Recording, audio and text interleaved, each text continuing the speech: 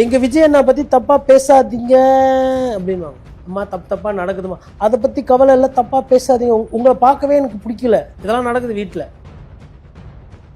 நாங்கள் ஒழிப்போம், அதை பண்ணுவோம், இதை பண்ணுவோம். பாட்டிலுக்கு இன்னும் 10 ரூபா வாங்குறத நிறுத்த முடியல. அந்த பெல்ட்டி அடிக்கிறாங்க. இல்லை, அதை நியாயப்படுத்தி அமைச்சருக்கு அப்போ நியாயப்படுத்தி பேசுகிற வெங்காயத்துக்கு பாட்டு பாடக்கூடாது. 6 மாதம் வெயிட் பண்ணுங்கன்றாங்க. எதுக்கு 6 மாதம் வெயிட் பண்ணோம்? இப்போதெல்லாம் ஆட்சிக்கு வந்திருக்காங்க அப்படின்னு தாவேகா தரப்பு. சரி, ஆட்சிக்கு வந்திருக்கிறது வெயிட் பண்ணுறாங்க. இப்போ நான் 6 மாதம் நான் ஆட்சியை மாற்றிடுவா போகிறாங்க, இல்லை மாத்திர அளவில் தான் போதா?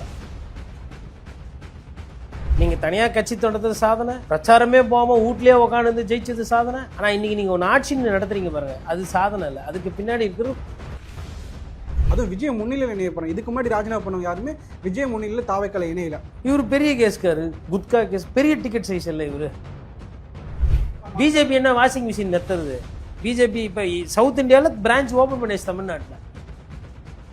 எதுக்கு ஜனங்கள்லாம் போய் ஓட்டு போட்டு மை வச்சு கொள்கை கோட்பாடு பண்ணாங்க? என்ன ஊழல் இல்லாத ஒரு கேவலமான அரசியல் நடக்குது. மாற்றம் சொன்னவங்கள முகர பார்க்குற கப்சுப். கம்யூனிஸ்ட்காரங்களை எப்படி இருக்கும் 5 ஸ்டார் ஹோட்டலில் மீட்டிங்கு? அவங்க தான் போலன்னு மறுத்துட்டாங்களே. அதான் பாதி நெடுஞ்சாச்சுல, அப்புறம் என்ன முக்காடு வேண்டி கிடக்குது? அதனால் அந்த சந்தர்ப்பவாத சூழ்நிலை கூட்டணி இன்னைக்கு கூடி பேச போகிறாங்க. அதற்கு ஒரு பேர் வைப்பாங்க. இந்த பேரில் எதுனா மக்கள் நலன் அது இதுன்னெலாம் இருக்கும். பட் அதனுடைய முக்கியமான பார்வை என்னென்னா,